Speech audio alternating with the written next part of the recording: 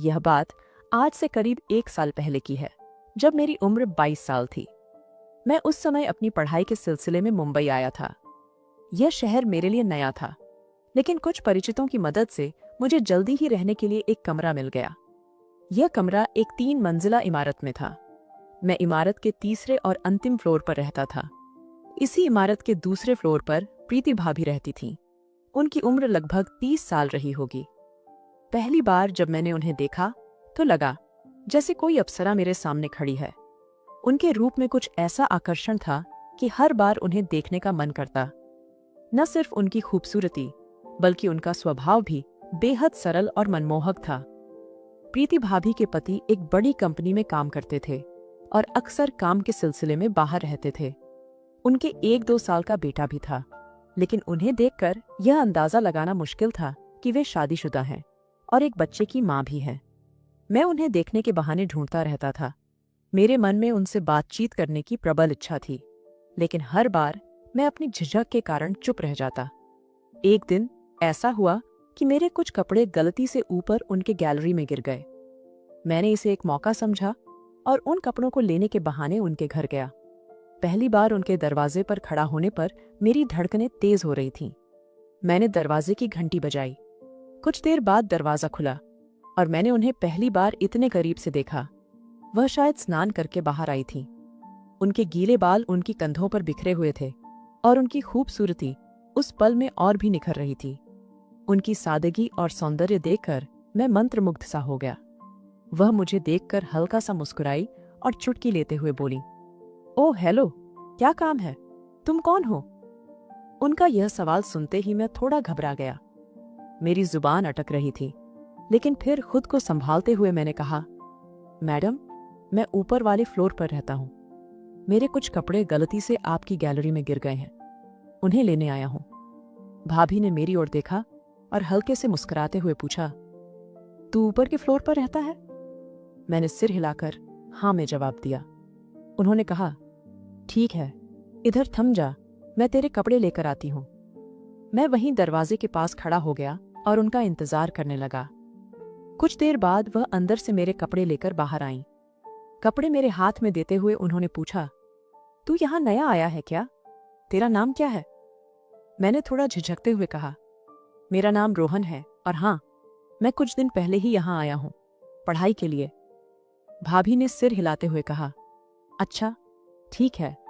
उनके लहजे में अपनापन था जो मुझे सहज महसूस करा रहा था। मैंने हिम्मत जुटाई और बातचीत को आगे बढ़ाने की कोशिश की। मैंने पूछा, आपका नाम क्या है और आप क्या करती हैं? भाभी ने मुस्कुराते हुए जवाब दिया, तुझे मेरे नाम से क्या काम? बस भाभी कह और काम खत्म। उनके बिंदास अंदाज और बेबाक बातों से मैं थोड़ा शर्मिंदा हो गया। झिझकते हुए मैंने कहा, नहीं, मैं तो बस आपसे बात कर रहा था। आपको भाभी कहने में मुझे कोई दिक्कत नहीं है। यह सुनकर भाभी जोर से हंस पड़ी। उनकी हंसी में एक सहजता और अपनापन था जो किसी को भी उनके करीब महसूस करवा दे। उन्होंने कहा, अरे, वो तो मैं मजाक में कह रही थी। मेरा नाम प्रीति है, मैं एक हाउसवाइफ हूं, लेकिन तू मुझे मैडम मत बोल, बस भाभी कह, इतना ही काफी है। इसके बाद उन्होंने इशारे से मुझे सोफे पर बैठने के लिए कहा। उनकी बातों से लग रहा था कि वह बात करने के मूड में थीं, लेकिन मुझे उस समय कुछ जरूरी काम याद आ गया तो मैंने विनम्रता से कहा, नहीं भाभी, मैं यहीं ठीक हूं, फिर कभी आऊंगा, अभी मुझे थोड़ा काम है। उन्होंने थोड़ी हैरानी से मुझे देखा, लेकिन मुस्कुराकर कहा, ठीक है, जैसा तेरी मर्जी, फिर कभी बातें करेंगे। मैं उनके घर से बाहर निकलकर अपने रूम की ओर चला गया, लेकिन उनके चेहरे की छवि और उनकी मुस्कान मेरी आंखों के सामने से हटने का नाम ही नहीं ले रही थी। उनके गीले बालों और सौम्य चेहरे की सुंदरता ने मेरे मन पर गहरी छाप छोड़ दी थी। उस रात मैं काफी बेचैन रहा। मेरे मन में प्रीति भाभी की बातें और उनकी हंसी बार बार गूंज रही थी। उनका सहज और बिंदास स्वभाव मुझे उनके बारे में और जानने के लिए उत्सुक कर रहा था। उनकी एक एक बात मेरे दिमाग में घूम रही थी और मैं यही सोच रहा था कि उनसे दोबारा कब और कैसे मुलाकात होगी। उस रात मुझे नींद नहीं आई। उनके बारे में सोचते सोचते ही सुबह हो गई। ऐसे ही 1-2 दिन बीत गए। एक दिन मैं सुबह अपनी गैलरी में खड़ा होकर कॉफी पी रहा था।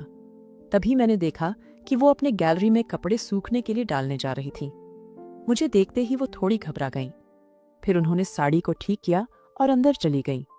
उसी दिन मुझे एहसास हुआ कि प्रीति भाभी सच में बहुत सुंदर हैं और मैं सोचने लगा कि उनसे बातचीत आगे कैसे बढ़ानी है। कुछ दिन बाद मेरी पहचान बिल्डिंग के एक लड़के से हुई। उस लड़के से मुझे पता चला कि प्रीति भाभी के पति ज्यादातर घर से बाहर रहते हैं। अगले दिन मेरी भाभी से बिल्डिंग की छत पर मुलाकात हुई। वो वहां सूखे हुए पापड़ लेने आई थी। जब भाभी पापड़ लेकर चलने लगी तब उनके पांव साड़ी में फंस गए और वो नीचे गिर गईं। मैंने उन्हें उठाने की कोशिश की, लेकिन वो खुद से उठ नहीं पा रही थी। उन्होंने मुझसे मना किया, लेकिन मैं उन्हें मजबूरन उठाकर अपनी गोद में ले आया। उस पल उन्होंने अपनी आंखें बंद कर लीं। मुझे लगा कि उन्हें छोड़ना नहीं चाहिए, लेकिन मुझे उन्हें उनके घर ले जाकर बेड पर रखना पड़ा। जब मैंने उन्हें बेड पर लिटा दिया तो मैं उनके पास जाकर पूछा, भाभी, आपको ज्यादा दर्द तो नहीं हो रहा? उन्होंने कहा, पैर और कूल्हे में बहुत दर्द हो रहा है। मैंने उनका पैर थोड़ा हिलाया और देखा कि उनके पंजों को ऊपर नीचे करने पर उन्हें ज्यादा दर्द नहीं हुआ। वो मेरी तरफ देखकर बोली, ऐसे करने से क्या फायदा? मैंने कहा, मैं चेक कर रहा था कि कहीं फ्रैक्चर तो नहीं है। उन्होंने मुझे देखा और कहा, अगर बहुत दर्द होता तो शायद फ्रैक्चर होता, लेकिन मुझे ऐसा नहीं लगता। वो जवाब सुनकर मैं थोड़ा मुस्कुराया। मैंने पूछा, क्या आपके पास बाम या आयोडेक्स है? उन्होंने कहा, हाँ, बगल के ड्रॉवर में है। मैं तुरंत उठकर उनके बताए हुए ड्रॉवर को खोला और आयोडेक्स निकाल लिया। बिना किसी पूछताछ के मैंने उनके कमर पर आयोडेक्स लगाना शुरू कर दिया। उस समय भाभी थोड़ी शर्मिंदा हो गईं। मुझे लगा शायद आज तक किसी पराये आदमी ने उन्हें नहीं छुआ होगा। थोड़ी देर बैठकर मुझे लगा कि भाभी के साथ समय बिताना अच्छा होगा, लेकिन उनका दर्द कम हो रहा था ऐसा नहीं लग रहा था। उन्होंने कहा, मेरा दर्द कम नहीं हो रहा है, कहीं बड़ी चोट लगी है, मुझे डॉक्टर को दिखाना चाहिए। मैंने तुरंत डॉक्टर को बुलाकर लाया। डॉक्टर ने जांच करके बताया कि कोई बड़ी समस्या नहीं है, सिर्फ दवाइयां लो और आराम करो। शाम का खाना मैंने खुद बनाई और उनके कमरे में जाकर दिया। मैंने पूछा, भाभी, अगर आपको उठने में दिक्कत हो रही है तो मैं आपके साथ रुक जाता हूं। उन्होंने कहा, नहीं, बस एक बार मुझे बाथरूम तक छोड़ दो, फिर रात को मुझे कोई दिक्कत नहीं होगी। मैंने उन्हें सहारा दिया और वो धीरे धीरे चलने लगी। बाथरूम में जाकर उन्होंने खुद को ताज़ा किया और मैं बाहर ही इंतजार करता रहा। इस दौरान मुझे उनके कमरे में एक छड़ी मिल गई। जब वो बाहर आईं, मैंने वो छड़ी उन्हें दी और कहा, यह लो, इससे आपको चलने में मदद मिलेगी। मैंने कहा, भाभी, अब इस छड़ी के सहारे चलकर देखो, शायद रात में इसकी जरूरत पड़ जाए। भाभी ने छड़ी को देखकर मुस्कुराते हुए कहा, तू मुझे बूढ़ी बनाने के मूड में है? मैंने हंसते हुए कहा, आप जैसी खूबसूरत औरत को मैं कभी बूढ़ी नहीं कह सकता। शायद भाभी ने यह सुनकर खुशी महसूस की और मुझे धन्यवाद कहने लगी। मैंने उन्हें आराम करने के लिए कहा तो उन्होंने कहा, मेरे घर के बाहर का दरवाजा बंद करके जाना, मैं उठ नहीं सकूंगी। एक चाबी मेरे पास है और एक तुम ले जाओ। मैंने ऐसा ही किया और अपने कमरे में चला गया। सुबह मैंने जल्दी उठकर चाय बनाई और भाभी के कमरे में गया। वो जाग चुकी थी। मैंने उन्हें चाय दी और पूछा, भाभी, आपको बाथरूम जाना है क्या? उन्होंने कहा, हाँ, अब मैं जा सकती हूँ। रात में एक बार मैंने छड़ी के सहारे चलना सीखा था। भाभी अब धीरे धीरे ठीक हो रही थी। अगले 2 दिनों में मैंने उनकी सेवा की, लेकिन जब भी मैं उनके सामने होता मेरा मन मान ही नहीं रहा था। मेरे दिमाग में सिर्फ यही ख्याल घूमता रहता था। शायद भाभी को भी इसका एहसास हो गया था, इसलिए वो मुझे थोड़ी तिरछी नजर से देखने लगी थी। मेरे और भाभी के रिश्ते में अब कुछ बदलाव आ चुका था। मुझे महसूस हो रहा था कि दोनों के मन में कुछ भावनाएं उभर रही थीं। आखिरकार वो दिन आया जिसका मैं बेसब्री से इंतजार कर रहा था। मैं अब बिना किसी झिझक के भाभी के कमरे में जाने लगा था। मेरी नजरें लगातार उनके सौंदर्य पर होती थीं और वे अब मेरी नजरों का मतलब समझने लगी थीं। भाभी की सेवा करने के बाद अब वो मुझसे बहुत खुलकर बात करने लगी थीं। अब मुझे उनके घर में जाने के लिए कोई अड़चन नहीं थी। उनके पति को भी इस घटना की जानकारी हो चुकी थी और शायद उन्हें भी भाभी के अकेलेपन की स्थिति में मेरी मदद की जरूरत थी। अब मैं और भैया भी बहुत समय बातें करने लगे थे। भैया पहले ही घर में बहुत कम रहते थे, लेकिन अब मेरी मौजूदगी से उन्हें भाभी की चिंता कम हो गई थी। जब भैया घर में नहीं होते थे तो भाभी मुझे घर पर खाने के लिए बुलाने लगी।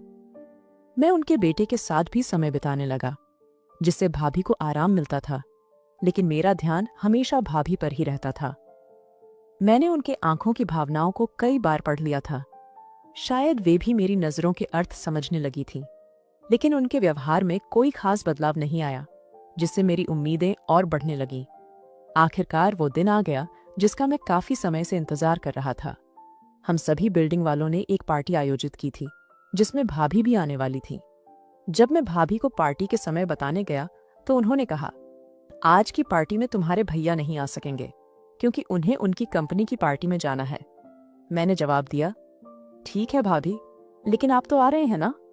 भाभी हंसकर बोली, हाँ, मैं आऊंगी, और खास तुम्हारे लिए इस नए साल का एक गिफ्ट भी दूंगी।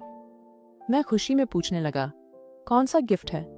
बताओ ना भाभी। उन्होंने कहा, अब नहीं बता सकती, ये एक सरप्राइज है। मैंने कहा, ठीक है भाभी, बताइए मत। कुछ समय बाद रात लगभग 9 बजे पार्टी शुरू हुई। भाभी भी आई, और सच में उनका सौंदर्य देखकर मेरा मन हर बार खो जाता था। वो एक परी की तरह लग रही थीं। लाल रंग की नेट साड़ी पहने हुए थीं, जिसमें वो बेहद आकर्षक लग रही थीं।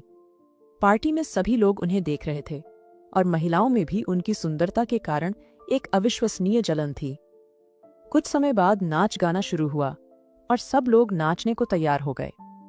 पर जब मैंने भाभी से नाचने के लिए कहा तो उन्होंने मना कर दिया।